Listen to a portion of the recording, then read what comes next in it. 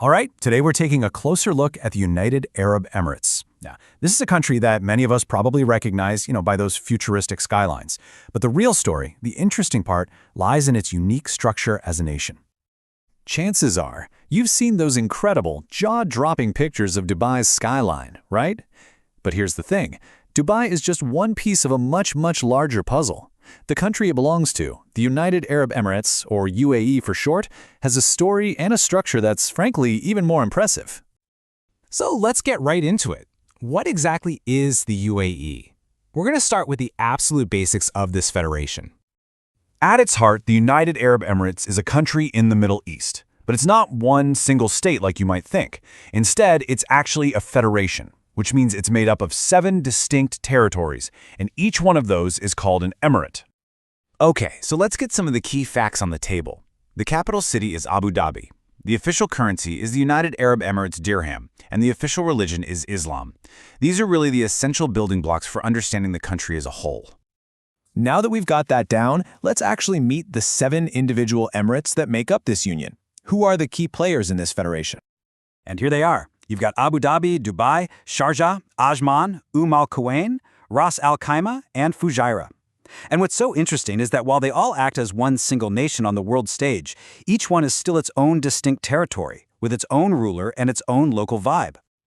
Now, among these 7, Abu Dhabi is kind of a big deal. It's not just the capital. It's also the largest by area and the wealthiest of all the emirates, which, as you can imagine, gives it a whole lot of influence within the union. And here's a really interesting little quirk about the leadership structure. You've got 7 emirates, but there are only 6 ruling families. Why? Well, it's because one incredibly powerful family, the Al-Khazimi, actually rules over 2 separate emirates, Sharjah and Ras Al Khaimah. So this begs the question, right? How does a country that's made up of 7 different family-ruled states actually run? Let's take a look at the very unique political operating system of the UAE. It really all comes down to this one group, the Federal Supreme Council. Think of it as the ultimate authority in the country. It handles everything, making laws, executive decisions, the whole shebang. And who's on this council? Simple, the 7 rulers, or emirs, from the 7 emirates. And this structure leads to a fascinating way of choosing a president. You could almost call the UAE an elective monarchy. Here's how it works, broken down. First, you have the 6 ruling families in charge of the 7 emirates. Then, those 7 rulers come together to form that Supreme Council we just talked about. And finally, that council gets together and elects one of its own members to be the president of the entire country. The person holding that top job right now is Sheikh Mohammed bin Zayed Al Nahyan, who, not surprisingly, is also the ruler of Abu Dhabi. He was elected fairly recently on May 14, 2022, kicking off a new chapter for the nation's leadership. So how did this totally unique political system even come to be? Well, it wasn't created overnight. To really get it, we need to look back at the blueprints, at how this nation was actually put together in the first place. Okay, let's rewind the clock. The whole journey really began on December 2nd, 1971. That's when 6 of the emirates first came together to form the country. But it wasn't quite complete yet. A year later, in 1972, Ras Al Khaimah decided to join in, and that completed the 7 emirate federation we know today. All right, we've talked politics, we've talked history, but what about the money? What's the economic engine that really powers all the incredible growth and development we see in the United Arab Emirates? I think you can probably guess the big answer here.